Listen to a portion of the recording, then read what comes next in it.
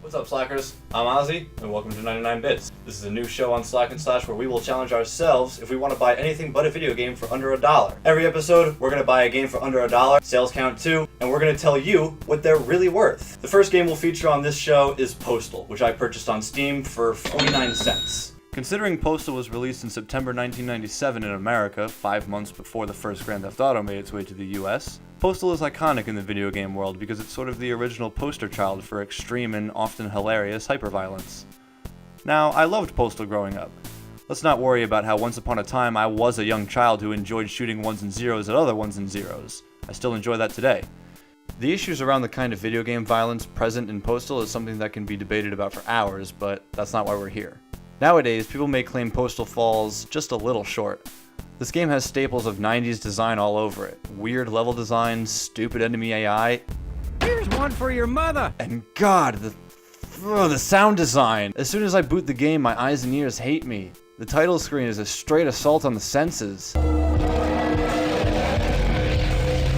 As the game begins, you're presented with plot. In a game like this?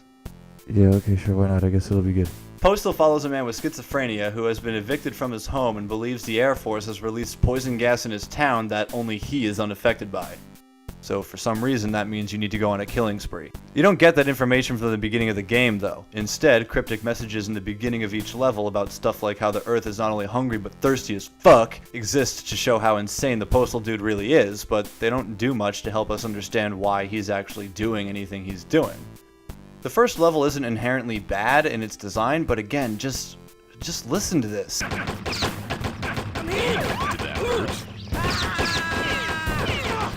Aurally, this game is a nightmare. That's Aural. A-U-R-A-L. What kind of channel do you think I'm trying to run here? From a gameplay perspective, the biggest issue present is there's little to no direction to explain how the game's mechanics actually work. What I mean is that learning to play Postal is all about trial and error. Can I burn down these trees? Oh, okay.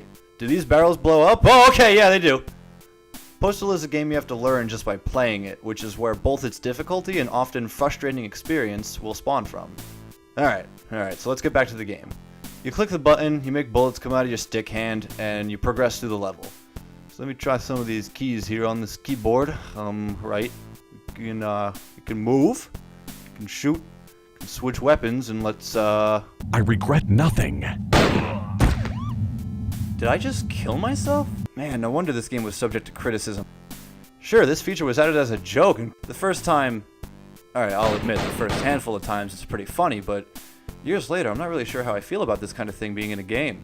As you can see, Postal is very old school, and there's not much direction other than kill all the hostiles. And when that happens, look at this. Everyone on the board is dead. I did it. That's the objective that the game presented me with, so what do I do now? I'm just running around. I actually had to look up a gameplay guide to tell me how to go to the next level.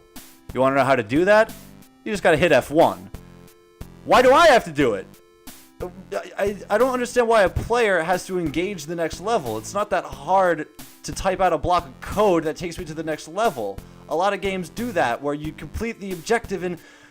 A few levels into the game, the isometric camera angle gets changed to a top-down one, and then flip-flops between the two after that with no real rhyme or reason. This makes it tough to teach yourself the mechanics. For example, while on an isometric level, you might be able to let the Postal dude throw an object over a wall. At a top-down angle, the objects bounce off everything.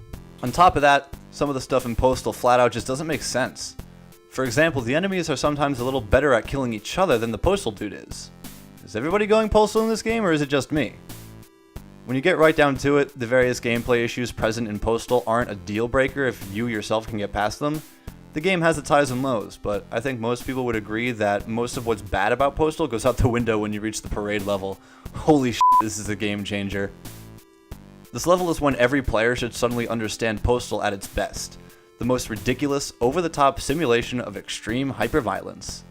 That being said, these cartoonish levels are few and far between, and the humor takes an unsettling turn on levels that ask you to shoot up places like an elementary school, a city after an earthquake, and a retirement community. The legacy that Postal left behind is that of a dark comedy, forever leaving fans to question how sane we really are for finding shit like this entertaining.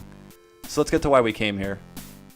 First up, of course, is Postal, at the low price of 50 cents. The perfect gift for that nostalgic edgelord in your life. Pros include its dark comedy, weapon variety, and the parade level. Cons include sound design, clunky controls, and moral qualms abound. And our second option is a gumball, at the low price of 50 cents. The perfect gift for the man that has it all, but still needs some gum. Pros include its great taste and the workout your jaw will undoubtedly receive. Cons include RNG, cavities, and short-lasting flavor. So, Ozzy, tell the kids at home, what are you going to choose? This gum is soft, chewy, and delicious, but I pick Postal and I regret nothing.